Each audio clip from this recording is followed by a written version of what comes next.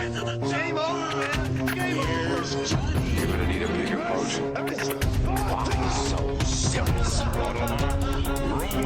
I am Iron Man. This is a tasty burger. Welcome to the In Session Film Podcast. Welcome to this podcast review for December 14th, 2025, and I'm Jada Duran. And I'm Brendan Cassidy. Hey, thanks for joining us, everybody, as we are neck deep in award season. The year is almost over. Just another few weeks, and we will move on to 2026, but not at In Session Film. That's not how we do things. Our yearly calendar does not switch over until about mid-January. Just to make things confusing. Yes, because our award show is coming up in about a month's time. Once we do the award show, that's when we will transition to 2026. So in the next month, we are still going to be seeing and talking about 2025 movies. And here we're here to talk about one of those prominent foreign language films that is making the rounds, that is heavily in the awards conversation. Yep. Up for not just international feature, but maybe even for Best Picture as well, among other categories. The Secret Agent, of course. Yeah. We are talking about here. It was, if I'm not mistaken, the most awarded film at the Cannes Film Festival this year. I'd have to look that up, but let's see. It obviously received a ton of acclaim. Wagner Moura, of course, won for Best Actor. I do remember that. I think it won Best Director as well. And Best Director? Okay, yes. So there you go. And of course, it is Brazil's entry for the Academy Awards this year. And it is making the rounds throughout the critics groups as well. So, and how many it had... Let's see. At the Golden Globes, it became the first Brazilian film nominated for Best Motion Picture Drama and for Best Actor in a Motion Picture Drama. Yeah. While also receiving a nomination for Best Foreign Language Film. So, that's news. That's news. Look at that. The film is breaking all kinds of records, and it will be a player at the Oscars. Hands down. It will be. It absolutely. Yeah. Yes. A lot of people are flocking to this one. Big time. And it's just a matter of how many Oscar nominations and can it get into Best Picture? Is that possible? You know, and that's what's interesting. I talked about this with Ryan McQuaid on the main show last week. If anyone wants to go and check that out, episode 665. You know, because one of the questions I asked Ryan is, you know, is this a year where we get 4 international features into Best Picture? Yeah. It's not out of the question because it was just an accident getting in. Sentiment of Value, getting in. The Secret Agent, probably the big question there is no other choice. That's probably a no. At least I think far that's as a no. Is considered. I mean, Best Foreign Language Film for that film, I think, is definitely a must for that one. But as far as sneaking into Best Picture, I think we at least have 3 that are probably guaranteed. Yeah, I think we got those 3. So The Secret Agent is certainly making the rounds. A lot of excitement for this one. And I'm ready to dig into this.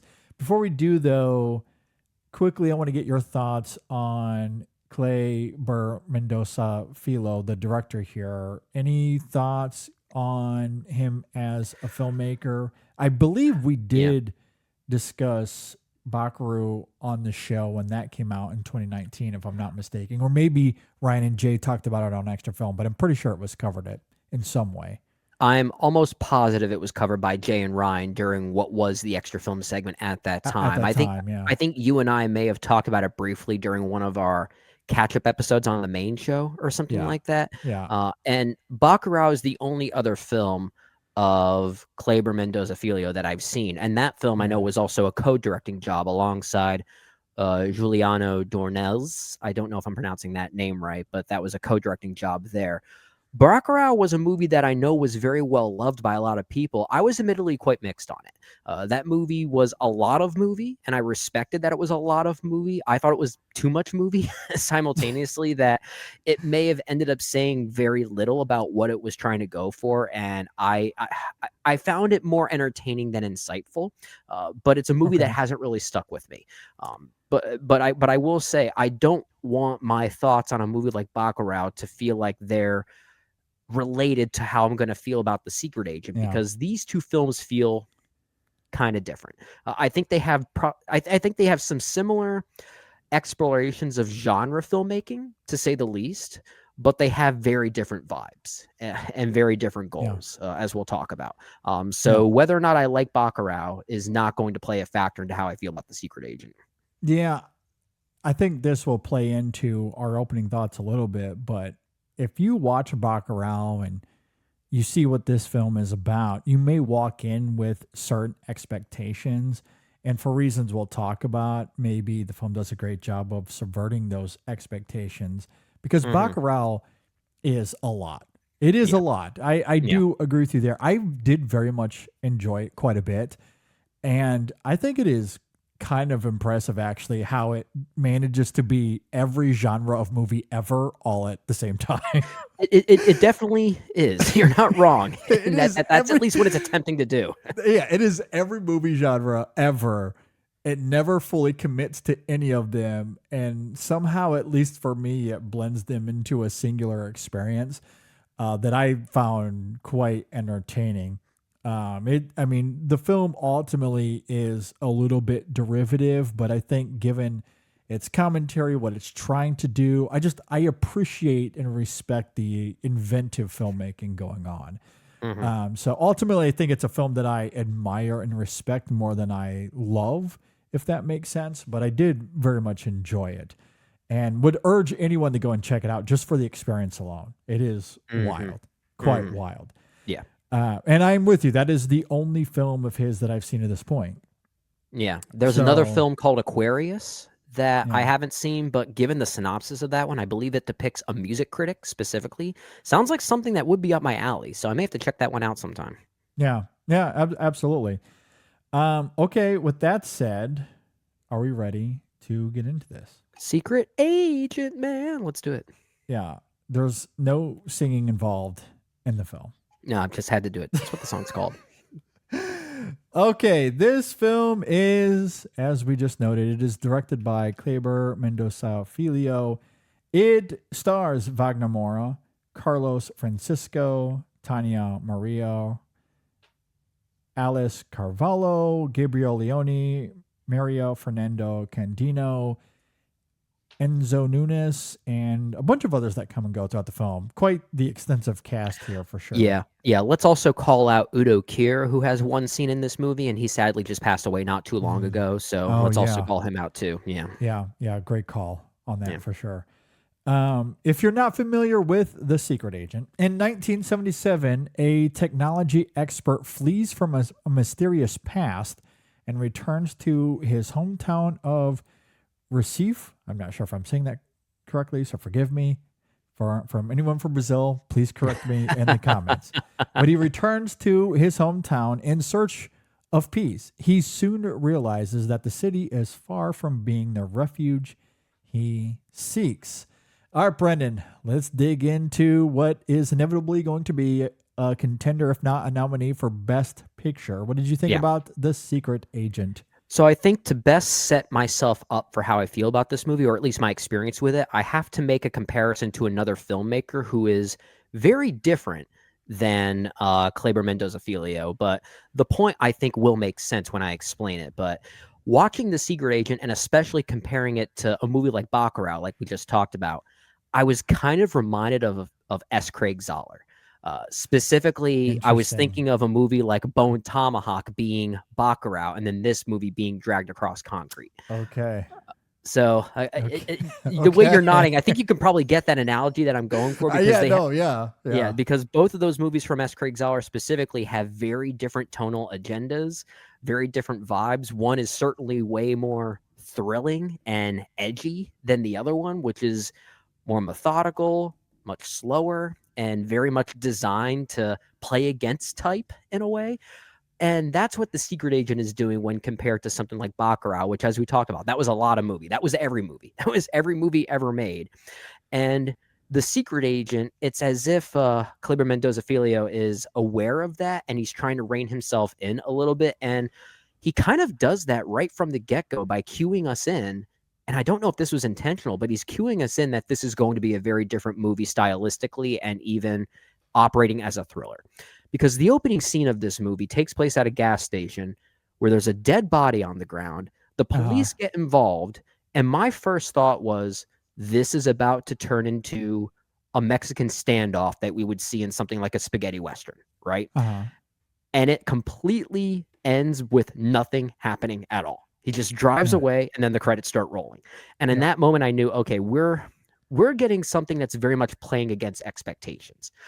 And the movie very much does that by very clearly withholding information from you as far as what this movie is even about.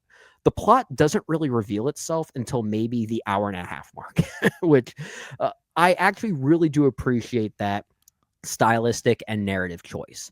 And when the movie is shrouded in mystery for that first half, I actually thought it was really thrilling and really engaging. And a lot of it is because of how great Wagner Moura is in this movie. He's getting a lot of acclaim for this performance. It's a very internalized performance, maybe even more so than we typically see with internalized performances. He's doing a lot of things that I don't even know how I can describe why it's working for me. And I kind of love that about it. There's this aura of mystery and uncertainty as to why this performance is just so captivating. I can never take my eyes off of quote unquote Marcelo, the alias that he's basically playing here. And I did find that very effective. I'm still wrestling with some of the choices in the back half when the plot does reveal itself. There are times I feel like it does then become a bit more of a traditional political thriller for a little bit. And I was more interested in when it was withholding that information from us. But I think it concludes in a way that we could talk about later that I did not see coming, and I found surprisingly effective. There's a stinger at the end of this movie that weirdly hit me, and we could talk about that later. So I do think this is a very effective movie. Yeah, I quite loved it. I think this is a very, very good movie. And for all the reasons that you talked about and as we set up, it is very different than what you might expect it to be for a film that's engulfed in corruption and political turmoil. Hitman on the prowl, a refugee in crisis and seeking safe passage, and secret tape recordings. You'd think there would be more of a political thriller vibe to this, but it's not really interested in being Munich or something of that ilk. It's quite methodical in its storytelling. There's a bit of emphasis on the people here and what makes them tick, which, to be clear, you also get in Munich. This film just doesn't have the same energy or over suspense, at least for most of it, but it's never mundane. This film is always stirring in some sort of captivating way. So even when it's quiet or lingering in character, it's all funneled through its political prism and why these characters are on the run or why they're being threatened. That tonal precision is quite brilliant, not to mention its surrealistic tendencies, which add even more weird texture to this film. As a drama, as a thriller, as a satire, there is a lot to love here, I think. The production design is excellent. It's very immersive in its 70s aesthetics. The cinematography is really great, but equal to the film's direction and craft, and I agree with you, it's Wagner Moura who gives an extraordinary performance.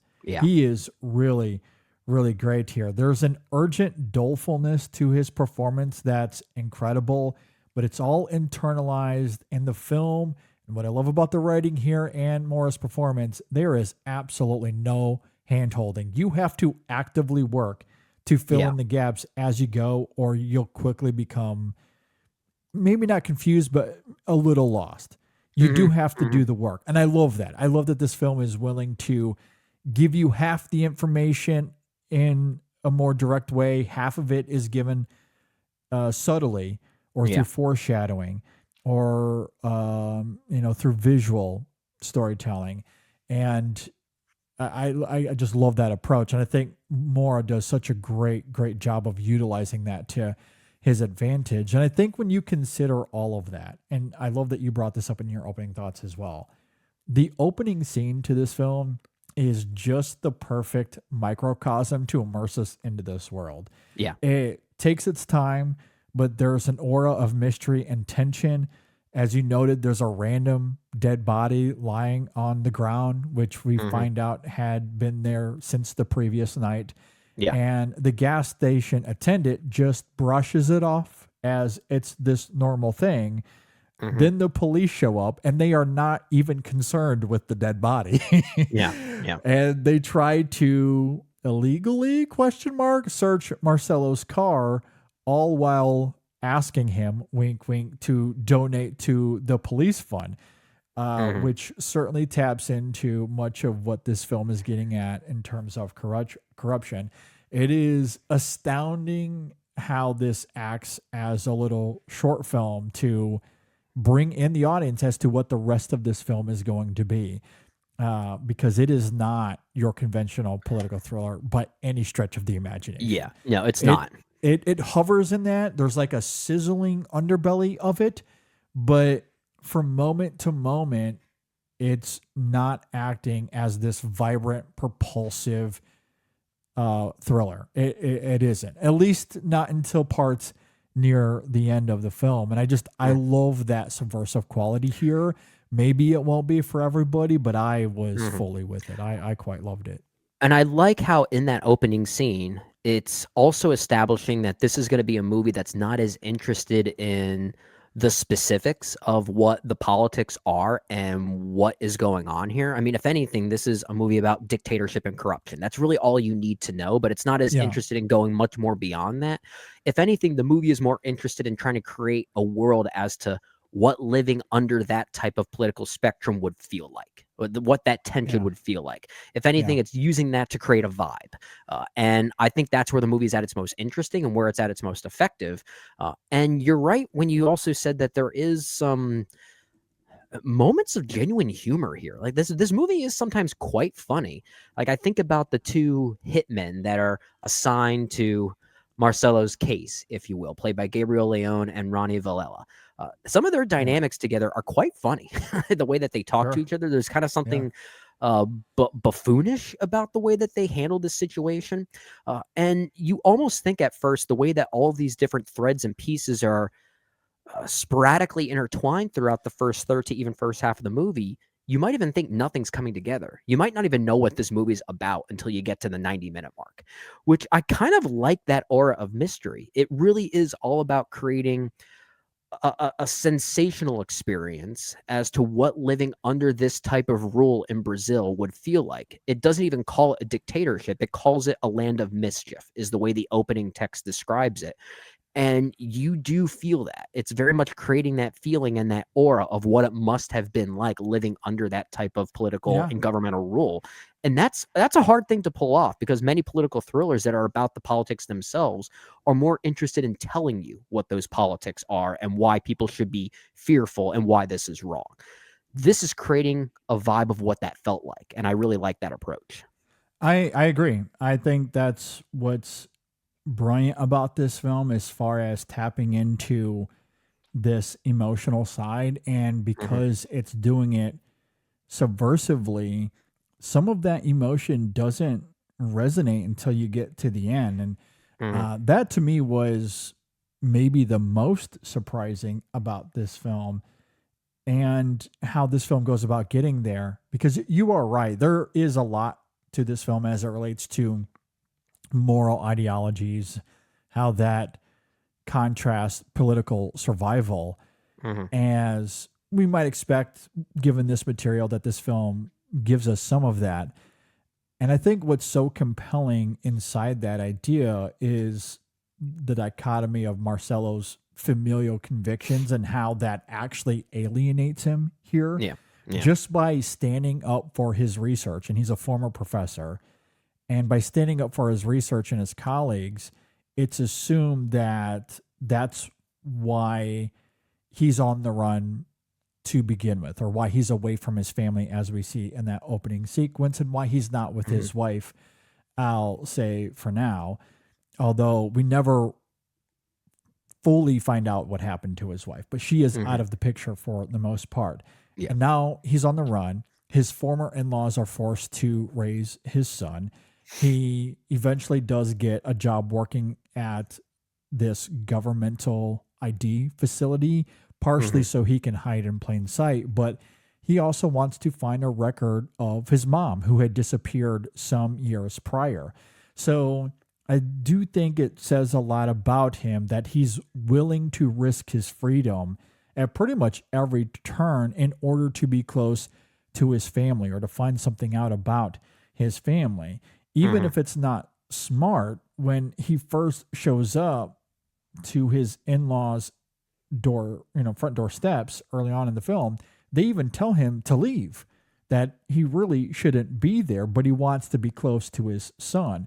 And the scenes they share together in this film is really quite affecting. But yeah, they're of course, the irony in all of that is that the more he sticks around, the more alienated he becomes as the danger heightens. And in the end, the cost of his convictions, well, we do see that. And again, in this subversive, surprising way that I'm sure we'll talk about at some point. Yeah, we have to. And that, to me, is what makes the ending scenes to this film so devastating in this quiet, tender way, because we do find out what happens to Marcelo, and we also see how that has affected his son. And again, it's maybe unexpected, maybe not given the context of the time and where all of this takes place. But I will say those final scenes are heartbreaking, given Fernando, what we see there with Fernando, some of the dialogue that we hear, and essentially things that were stripped from him when he was in his childhood. And while this film isn't overtly sentimental or emotional throughout the film, the way it creeps up on you in those final scenes, it is quite heavy and it is very poignant. And I'd love to get into some of those details. And there's just something about this year, 2025, and these heavy, heavy things that we've seen with children in movies that it needs to stop. Like it's got JD can't handle it anymore. Like it's like next year. I hope next year's award season is all about rainbows and unicorns and it's like no kids. It's, good Lord, it is a lot. It is a lot. But like all joking aside, like the way this film reveals that is, it's deft filmmaking, and it's really like the film crystallizes impeccably, I think. Yeah, we can get to that in just a moment. But one thing I do want to speak to is what you were talking about with regard to Marcelo's reasons for being back in this town, not just seeking peace, but also getting this job at this records department so he can hide in plain sight, but also try to find records of his long lost mother. So it adds a great irony to the film's title that even though he's not a literal secret agent, he's kind of taking on the role of one. And it also adds a meta component too that sets you up as an audience member to think, okay, is this some type of typical conspiratorial thriller of sorts? And it's not. So like it's one of the great uses of irony in a film's title that we've seen this year. And I love that about it. And the way that irony then bleeds into the final moments of the movie. All I'll say is this before we get into the specifics: what makes the ending, or at least the ending of the action set piece here, crystallize, what makes that work for me is the lack of closure. That stinger is really why it affected me, because you think it's about to conclude in a certain way, you're set up for a certain action-oriented climax, and then instantly out of nowhere, the film cuts to a completely different time period, and then you're told what ended up happening. And somehow that makes it more effective. That's really difficult to pull that off, to make it feel like you're not robbing the audience of something by also robbing the audience of something that makes it better. It's really tricky work that the director's doing. I agree. And I think the reason it works here is because it gives weight and power to this idea about the passage of time and the stories that we hear, and why stories generally are about memory for family and all that kind of stuff too. Why it's this incredible tool that we do carry in our lives. And I do think it's fascinating how this film invokes that idea of how our stories carry weight as time passes on, often into people that were not associated with the event in any sort of way. And to your point, there is an element of that here where at times the narrative jumps ahead to modern day. And it's not just the ending scene. There are a couple of occasions sprinkled throughout where we jump ahead. We see a couple of students listening to these secret tapes of Marcello telling his story. And it's very jarring, but it's like, where'd this come from? It is very jarring. I agree. And then we get to the end, and one student in particular, Flavia, I believe her name is, becomes enamored with Marcello and the nature of what happened to him. And there's something about hearing his voice and what he was trying to do that moved her, that provokes her to take action, which leads to these final moments that, again, I find incredibly heartbreaking. And I think the film earns that because it's not just about Marcello and what happened to him, but it is this idea of decades later, hearing him stand up, hearing his convictions, knowing what the fallout of those convictions are, the cost of his convictions. And while she was not associated with it at all in any way, shape, or form, and is living a luxurious life comparatively, we don't know anything about Flavia. We don't know anything about her background, her upbringing, her financial status, none of that.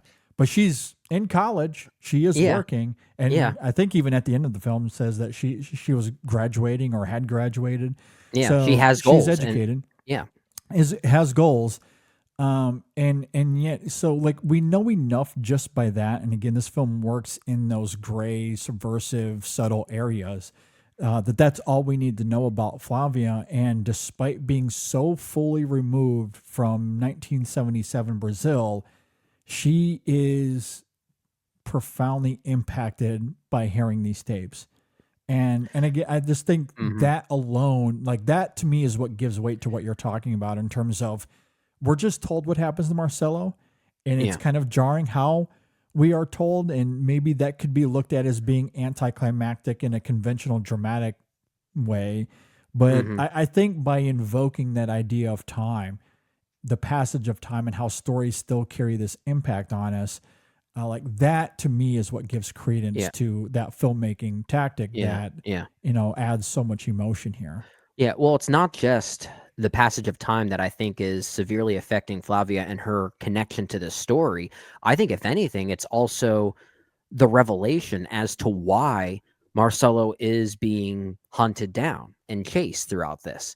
Because you would think that, given the nature of how extreme this is, that, oh, maybe he led some type of political coup against the government or something like that. But no, what he did was actually very simple. And in our day and age now, it would just be a simple act of standing up for one of your friends or one of your loved ones. But back in 1977 Brazil, that was enough to get you killed. And I love the simplicity of that. And I think that's what affected Flavia so much, just knowing that how a simple gesture like that led to such a violent outcome. Or a potentially violent outcome. That was, I think, really interesting and a wise choice, that we get to this moment where the plot finally does reveal itself. And if you're one of those people going into this movie hoping for some type of big narrative thrust in that moment, you might be disappointed to find out, oh, wait, that's it. But I love that it's an, oh, wait, that's it kind of moment. I agree. No, I agree. And I think to bring clarity to it, the passage of time aspect of this film that I was talking about, that's not why Flavia takes actions. That's more of a broad funnel to look at how this film utilizes time as this way of giving weight to Flavia's actions, because it's 50 some odd years later. Yeah. Again, she's totally disassociated from the context of that time, doesn't know this person at all, obviously, or anyone associated with this narrative. And yet, despite being disassociated, all these decades later, she's still deeply moved. So again, it's just invoking this idea of how powerful stories are in our lives. But you are right that coupled with that overarching idea, what really provokes her to take action is Marcelo simply standing up for his convictions, as simple as that may be. And now he's on the run as a result and being hunted down by literal hitmen, two of them in this film, and eventually 3 are after him in those final climactic moments. Yeah. Before we jump ahead in time. And like that general idea certainly hits her in this unexpected way. And I don't know how Brazil is in a modern context. I would imagine it's not quite as lawless as it was in a dictatorship in the 1970s. But that is a big part of the world building here, is that it is all corrupt. There's a dictatorship that just thrives with violence, and it's not just the government or these corrupt corporations, but street violence in and of itself is so rampant that you could try to rob a gas station, they shoot you, the police don't give a damn. They just don't care. Right. And so you're living in a world where there are no laws. It is completely the Wild West in a lot of ways, and you're just trying to navigate living in that society, which, going back to your point as far as this film in a lot of ways just being about the living in that day to day and the emotional impact that has on a person. Yeah, and that's why I think you're on point by calling this sort of the anti-Munich, if you will, because as great as Munich is, like, this is not a backhanded compliment by any means. What I love about that movie is that it actually is interested in the politicking of what went on. It was very much interested in the political whys. A movie like The Secret Agent is more interested in the political, not even the what. It's just interested in how it felt. It's interested in the feeling that it elicited and what it was like to live in that time. Because in a way, this does feel like the Wild West. It's kind of a Brazilian Western in some ways. Yeah, it is. The only thing that would invoke any sort of modern sensibility, at least in the context of 77, is that we see that the movie Jaws is extremely popular. So there is some pop culture referencing there. For sure. And so then we realize, it's 1977. Jaws is a worldwide global phenomenon, which I think is just very funny to see, because anytime we see Jaws, it's always through like an American prism. And we know it's this huge sensation, but to see that it was also this huge sensation in Brazil at the time, I think is very funny. But that also invokes a lot of crazy ass symbolism here. Well, not only that, but just the idea of referencing other American movies here also leads to some of my favorite moments of comedy that I've seen from any movie this year. We should also establish that Marcelo's father-in-law works as a projectionist at a movie theater. Yes. And during the pivotal sit down and discuss scene where Marcelo, his father-in-law, and these two individuals that work for this refugee supportive system to help him out, when the story is finally unveiled, it's also made clear that the projector is showing The Omen in the background. And occasionally we just hear audience screams because they're afraid of this movie. I love that. I love how it's playing with that pop culture referencing.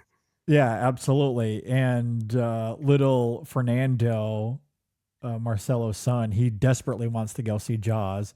Grandpa said that he would take him, but Marcelo's like, no, he's way too young to see a movie like Jaws. Yeah. And I can relate to that, because Sam wants to see movies all the time that it's not really age appropriate. So I'm having to fight with his mother about that all the time. So I know, right? But yeah, no, like those moments here are really great and honestly indicative of what we were talking about earlier in terms of how this film simply lingers in the day to day. It's not so much about those overt political thriller vibes that this film could have gotten bogged down in. And at times it sort of does, but not really. It's mostly about these characters just navigating their day to day. And for Marcello, a lot of those political thriller overtones are simply a result of him being hunted down because he stood up for his family. Yeah. He stood up for himself. He stood up for his research and his colleagues and his wife. Like, that's it. And I think that's the irony of this film being called the secret agent. I know you mentioned this a moment ago. He's not a secret agent. No. He's just a professor. That's it. Yeah. He's a professor that was doing some research. His research gets shut down for reasons that maybe we can talk about when we get to spoilers. And he's on the run. And the only reason that it has these secret agent vibes is because he's trying to survive. And there are people that are having to help him navigate from one place to the other in these espionage-like ways just to help him out, just so he can survive, so he can find passage out of Brazil. But that's it. If anything, and I think what's so fascinating about this film is that you could argue that there is a titular secret agent who we meet one time. Yeah. Yeah. She's wealthy. She's actually a part of the system. She's the daughter of someone who works either in the government or is wealthy within Brazil. But she is the titular secret agent who you wouldn't necessarily expect to be on the side of Marcello, but she's the one that's helping people like him. And she does talk about how they are doing this for others. It's not just Marcello. They're helping others that are like him. So she is really the secret agent here that the film might be referring to in its title, which I think is quite hilarious. And it's because of her that there are these secret tapes that exist that Flavia and this other student have access to all those decades later. So they're like, there's just a bunch of nuances and layers here that I just find so fascinating in how the film tries to blend them all together. And I think it does it so seamlessly. Much like maybe any type of political dictatorship, it's all about creating facades, right? And if anything, this movie is acting as a spy movie facade in a way. And that really is its goal. Should we talk more about why Marcello is we might on as the well. run? We've been dancing around spoilers a lot, so we might as well just get into it all. So, spoiler alert for the rest of this conversation. So I guess we can just reveal that Marcello, it's told to us through flashback, but it's really Flavia listening to these tapes. Right. And Marcello is having a conversation with maybe the titular secret agent here. And again, I'm trying to remember her name, the character's name. Yeah, I'm also trying to remember the organization that she represents. Elsa? Maybe. Or no, or she... it's Elsa is the man, I believe, because there's two individuals that he is speaking to. I thought Elsa was the, or maybe it's the woman. I actually don't know. Yeah, I think that's Maria Fernanda Candino. That is her, right? Oh, you're right. You're okay. That is her. Yes. So Elsa she's the leader of this political resistance movement for the Brazilian Northeast. Yes, and as I noted, she is the daughter of a wealthy mogul in Brazil. So you would think that she would be part of the corrupt system, and maybe her father is, for all that we know, but she is actually part of the resistance, as you noted, has this meeting with Marcello and wants to get him these visas and these passports to get him out of Brazil, to get him to him and his son safe passage. And in these conversations, we find out that Marcello was this professor working at this university doing this research, and this corporation comes in that was help funding the research and essentially says, nope, none of this. We're all done here. And he stands up for himself. He stands up to him in this meeting in front of all of his colleagues. That's certainly part of why this corporation comes after him. But also we find out that the night before, he really got into it with the owner of this corporation and his son, and they were going after his wife Fatma, and he pushes back. And it's inferred, we don't really know, but it's inferred that as a result of him pushing back, they killed his wife, or made it look like I don't know, or she was forced to flee for similar reasons or something like that. Yeah, but she's no longer in the picture. Well, I do recall Marcelo telling his son in the car that she is dead, but that just might be a narrative he's telling him because that's the only way that he can explain it to a young boy as to what's going on. Exactly. Yeah, like earlier in the film, he tells Fernando that she died through, like, she got sick. She got sick. Yeah. But it's such a simple explanation that you would think, okay, this is clearly a facade to disguise the reality of what happened, so a young boy doesn't have to contend with that. Exactly, because you're not going to tell a 6-year-old, Will, it turns out that your mother died because of political ramifications. Yeah. That I stood up to this corporation and they killed her. But that is what the film is inferring, is that's why she died, and that's why he's on the run, and therefore, throughout the film, he's having to use underground ways in order to get from one place to the next or get information, and we do see that a couple of times. That's where the film's espionage is most prominent, is when he's calling a newspaper or people that he knows that has information that they can then pass on to him. Yeah. But again, the film isn't really as concerned with those plot mechanics. We have to get some of that information. But mostly this film is about, again, the emotional baggage that he's having to carry as a result. But since we're in spoilers, that is what we come to find out, that he was just a professor. I love how simple that is. That all he did was stand up for his work and his wife. That's all he did. And he's about to get killed for it. And he's about to be, because we live in a world where everything is corrupt, from the government down to major corporations to those that have any sort of influence on the streets. They can kill at any time with almost zero ramifications. Yeah. That's just the world that they live in. And so, I also love that simplicity. He was just a professor that stood up for his wife and stood up for his research. Yeah. And that corporation said, no, we're going to kill you for it. Yeah. Actually. And this is also a time when I guess women were looked upon quite differently at that time too. Yeah. And he stood up against that particular political belief. Or stood up against that political belief. That's all it took. All it took was speaking out.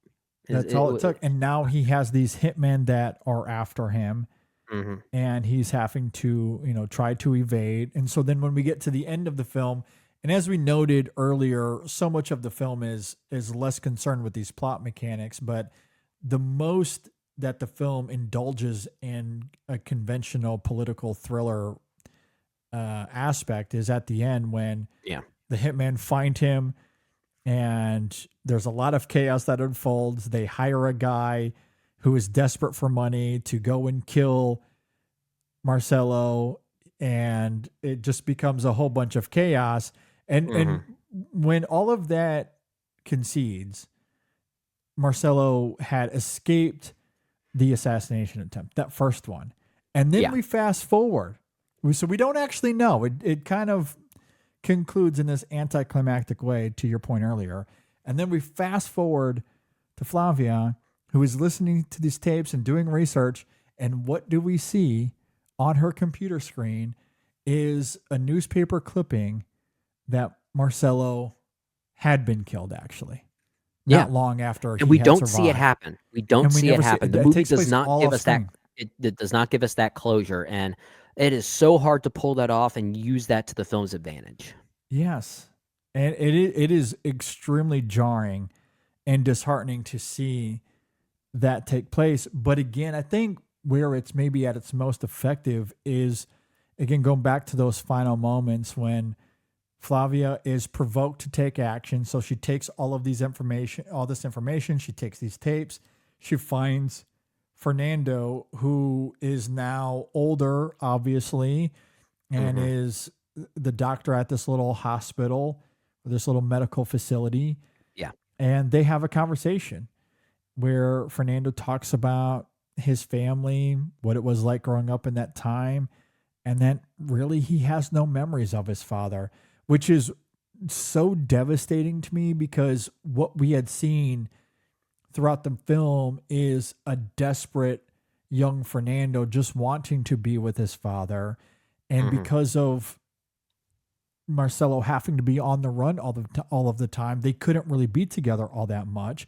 Yeah. But his grandparents would take these letters or these drawings that he would write and would give them to Marcelo. And so there's a couple of times in the film where he's just reading about Fernando wanting to be with his dad or opening up these drawings as we see kind of near the end of the film.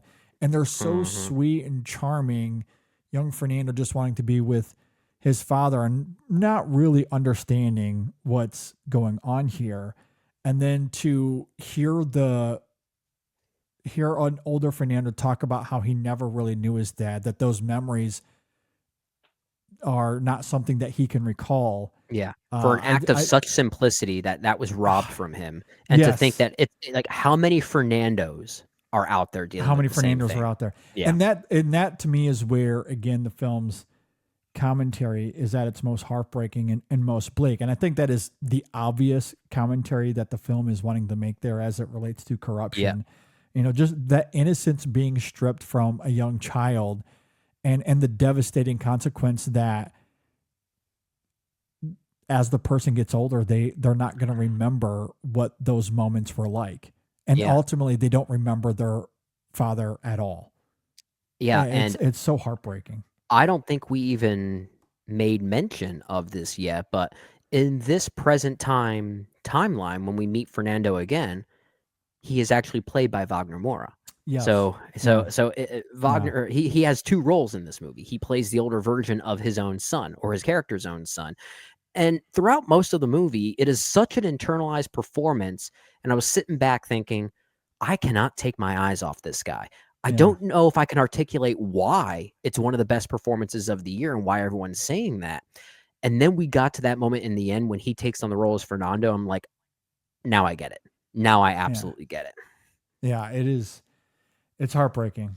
It is so heartbreaking to see how all of that crystallizes.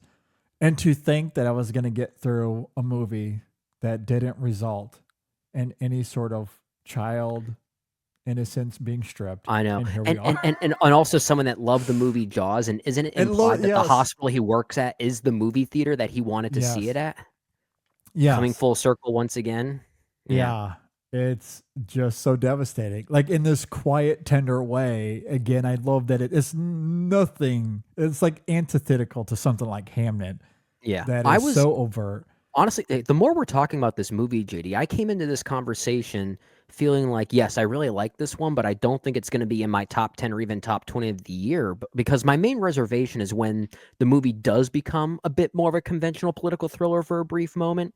But now I'm realizing that I think that may have been a deliberate choice to set us up for the big surprise at the end. Yeah, as far as I think so. No, yeah, and I'm starting to appreciate that more now. And now I'm liking the film even more as we talk about it. I agree. I think that sequence serves two purposes here. Mm-hmm. One of them being exactly what we're talking about. It becomes this overt political thriller for, admittedly only a couple of minutes. Mm-hmm. So it is a brief moment in a film that is 2.5 hours. This is a long movie. It's not brief.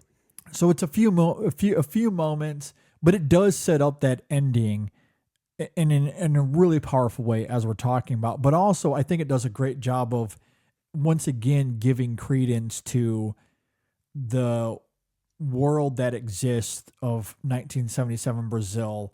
Yeah. And again, just how death is around every corner, how lawless so much of this is.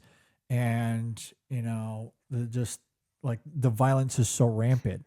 Yeah. And we know this to be true, but it's also one thing to live it, to see it, to understand that the stakes are really quite high. So even though that moment ends and we see that Marcello was able to walk away from that initial assassination attempt, even though it's jarring, there's also an element of we shouldn't be surprised that eventually it did catch up to Marcello. Yeah. Just given how rampant it is. So yeah, like, there was only one way for it to end. There's only one way for it to end. Yeah. Yeah. Yeah. So I'm liking this a lot more as we talk about it, man. This is shaping up to be one of the best ones of the year, I think. It was one of those movies after the end credits rolled. I was sitting back thinking, yeah, I'm not sure about that one, but then it just didn't leave my mind. This is a movie that lingers, and honestly, I think sometimes the best movies are the ones that aren't immediate. There's another movie from this year that we haven't reviewed yet, and I won't say what it is, that I'm having yet another similar reaction to, where I wasn't sure what I felt in the moment, and then it just kept lingering, and now I'm like, yep, I'm getting it. Yeah. And I love movies that have that power. Yeah, I agree. I love this one in the moment, and like really appreciated how subversive and unexpected it is. And it just, like, that ending just gutted me. Just absolutely gutted me. And maybe I was primed for it just because, I've been joking about it, but this award season or this year end has just been incredibly somber. So many movies about grief and loss and wrestling with that, involving children, that I've just been in that space mentally for the last few months, that as it came, I felt like I was vulnerable to it and ready for it.